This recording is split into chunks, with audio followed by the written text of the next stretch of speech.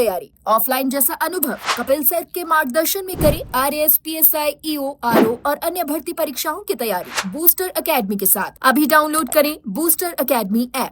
राजस्थान कर्मचारी चयन बोर्ड द्वारा करवाई जा रही कंप्यूटर अनुदेशक भर्ती के अभ्यर्थियों की परेशानी कम होने का नाम नहीं ले रही। अब देखिए, जिस तरीके से लगातार कंप्यूटर अनुदेशक भर्ती के आवेदन राजस्थान कर्मचारी चयन बोर्ड द्वारा करवाई जा रही कंप्यूटर अनुदेशक भर्ती के अभ्यर्थियों की परेशानियां कम होने का नाम नहीं ले रही।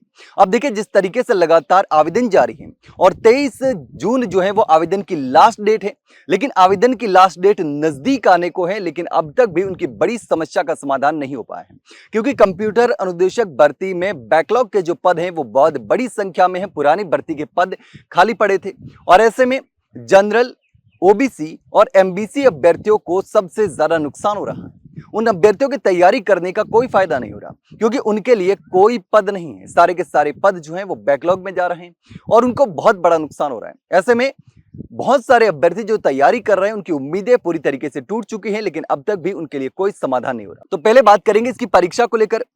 तो देखिए, 3,951 पदों पर यह भर्ती निकाली है और जो अभ्यर्थी इस भर्ती में शामिल होना चाहते हैं वो 23 जून 2026 तक इन पदों के लिए ऑनलाइन आवेदन कर सकते हैं। अभ्यर्थियों का चयन लिखित परीक्षा के आधार पर होगा और चयनित अभ्यर्थी को जो सैलरी है वो पे मैट्रिक्स लेवल 8 और लेवल 10 के अनुसार मिलेगी और भी सुविधाएं मिलेगी। लेकिन अब इसमें सबसे बड़ी दिक्कत जो है वो है बैकलॉग के पदों को लेकर।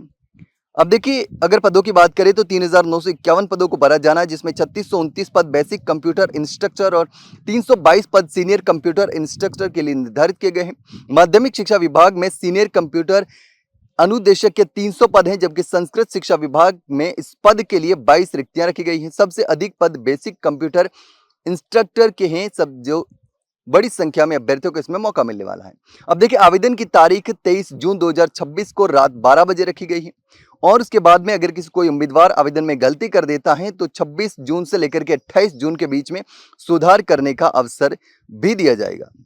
तो देखिए, जो अभ्यर्थी किसी भी मान्यता प्राप्त विश्वविद्यालय से computer science, IT, electronics, electronical या संबंधित इंजीनियरिंग विषयों में एमई, एमटेक की डिग्री होनी चाहिए, वो अभ्यर्थी आवेदन कर सकते हैं। इसके अलावा MSc computer science, IT, MCA B level या सी लेवल योग्यता वाले उम्मीदवार भी आवेदन कर सकते हैं, वो भी योग्य हैं। अब देखिए, इस पद के लिए उम्मीदवार का ग्रेजुएट होना जरूरी है। इसके साथ ही उसके पास में ए लेवल सर्टिफिकेट या 1 वर्षीय पीजीडीसीए होना चाहिए।